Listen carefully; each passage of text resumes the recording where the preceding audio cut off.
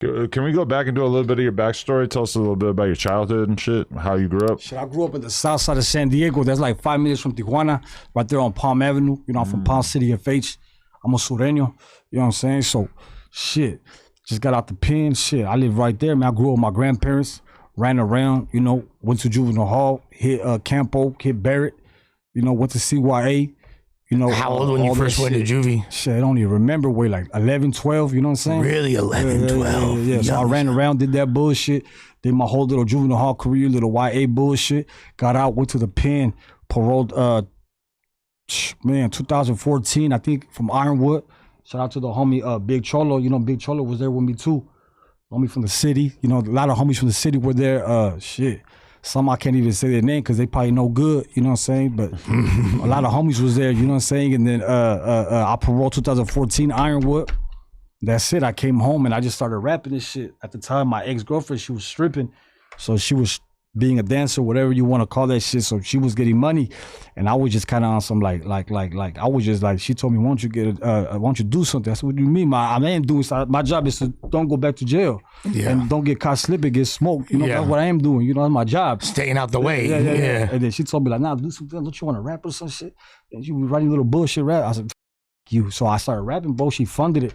Shout out to Mitchie, you know, Mitchie shot me at Alley Oop, which did that. I'm from Dago. Once I did that, I was just kind of like, I'm out of here, bro. Like, yeah. Okay, that's crazy. Yeah, that's a dope ass story. Mitchie did that shit for free too. He didn't even charge me. I was talking more about you getting like on in the rap game as a result of just like using this girl. Yeah, having like the Heina being the one that bankrolled the. Yeah, that's kind of what he's doing podcasting wise too. Sometimes you got to do it. Sometimes, player. Yeah, no, that's hard though. But I mean, I like over the years doing like going and hanging out in San Diego with the BMX dudes and stuff back in the day and shit. Though I feel like a lot of people don't understand that like the southernmost part of San Diego, like being so close to the border, is like a super unique flavor going on over there. It's like a real combination of like Mexican culture and American culture in a way that is a little different from LA being a few hours away from there. You used to ride bikes? Yeah. What kind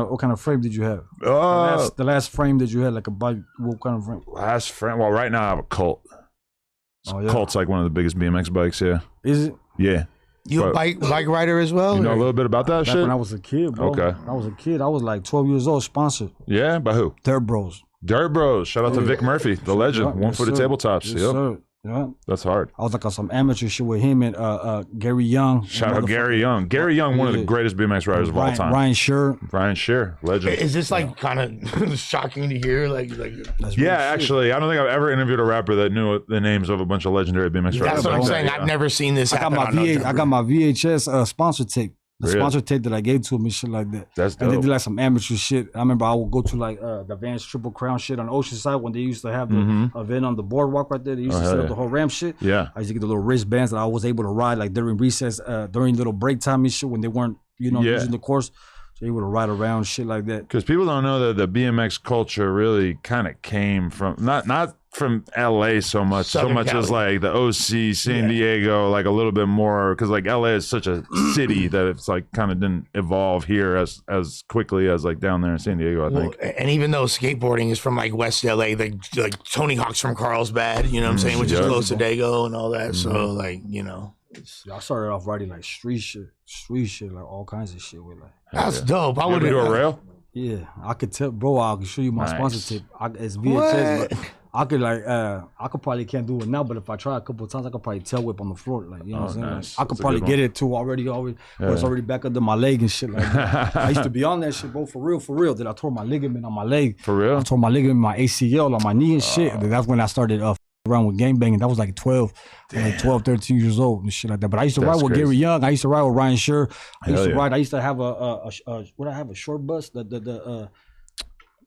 Dirt Bros bike. I forget what the Dirt Bro frames were called, but yeah, I mean, I had an S&M too. I had a black Solid. I rode a lot of S&Ms. Yeah, bro.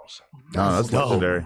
Yeah, shit crazy, bro. But for sure. Okay, but so then you start getting into gaming around the time you tear your ACL. Like, was that like right outside your door, or was it something that you had kind of always been fascinated by? It was right there. It was right there, yeah. I was like 11, 12 years old. It was right there. You know what I'm saying? So Yeah. And you end up just getting sent to YA like pretty quickly after that? Yeah, like at 14, 15. I think at 15 years old, I went to YA.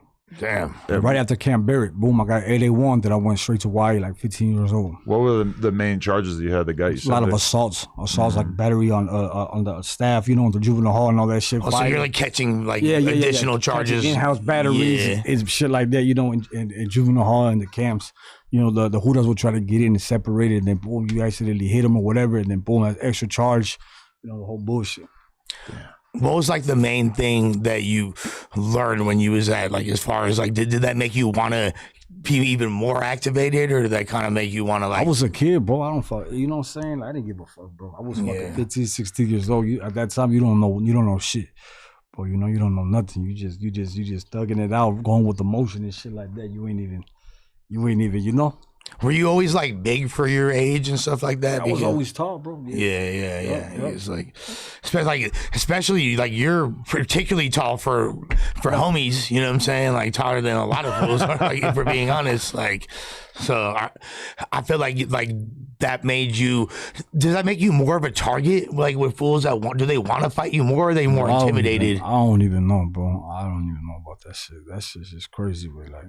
Yeah, that shit bullshit. Were you already rapping when you was like in? Nah, I started rapping when I was 24. When I got out of prison, when I got out of Ironwood, I started rapping. When I fresh out of Ironwood, I started rapping. Shit like that. I started latest. You know what I'm saying? So, you know, it is what it is and shit like that, bro. But like, as you always kind of just had it around you. Was there any other homies doing it that kind of like made you think? Nobody was doing it, bro. I just used to listen to music all the time, shit like that. I was in juvenile hall writing lyrics, you know, sending it home and shit. Then finally, you know, the time that I paroled, the first time I paroled, I said, you know, I'm just gonna try it out. My ex bitch was like, come on, just do it. You know, I'm gonna pay for everything. You know what I'm saying? So it was just a rap after that. You know what I'm saying? And I just started pushing like that. You know what I'm talking about? So, this is back before the memos. This is back before the little Marus. This is back before the weirdos.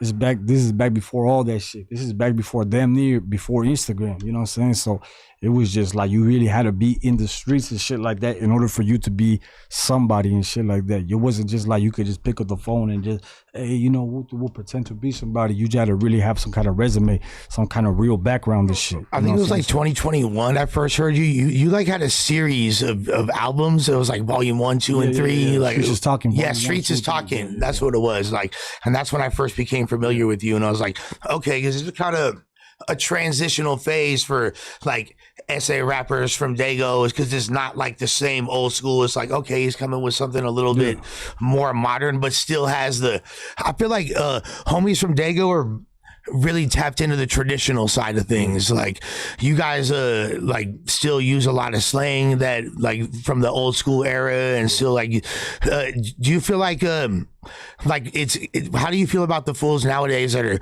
using the N-word and just like having different swag? Like, I don't even give a about none of that shit. We tell you the truth, that shit doesn't really, you know, affect me. Cause at the end of the day, it's like whatever I do, I'm gonna have to answer for it. So it's like whatever somebody else does, I don't give a. They could crash out, they could go to jail, they could PC up. That shit ain't got shit to do with me. Palabra, you hear me? That shit at the end of the day is like I gotta watch myself, watch what I say, watch what I do. Because I know at any slip, I could go right back to jail. Any little slip I do, you know, I'm still on parole right now. So it's like I just came home, you know. So I wish the best way, do what you do and shit like that. I don't know, you know. I just gotta watch how I move, watch how the people move around me, and other than that, you know, the real gonna prevail, man. You know, a lot of be faking this shit, faking the lifestyle, you know, saying sur this, sur that, you know, for just views and shit like that. Or they just try to like say, oh, tres, say this, that. But in reality, they never been to the pen.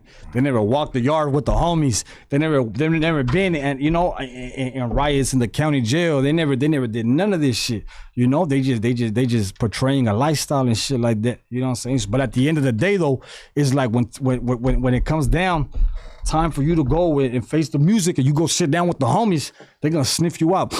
They're gonna be like, this, you know what I'm saying? He's right. He's nothing. Not solid. And they're gonna eat you up. The homies gonna smell you just by looking at you. Just by looking at you, right. The homies is gonna look at you, bro, and they're gonna understand your body language. You don't even have to say much, bro. They're gonna get you. Right. They're gonna get you they're gonna get you mentally to see where you at. You know what I'm saying? And shout out to the homies. We got good homies, but at the same time, it's like, you know, you portraying a lifestyle that you not. If you enjoyed that clip, make sure you become a member for only $5 a month. It really helps support us, and it also gives you early access to all of our content. Let's go.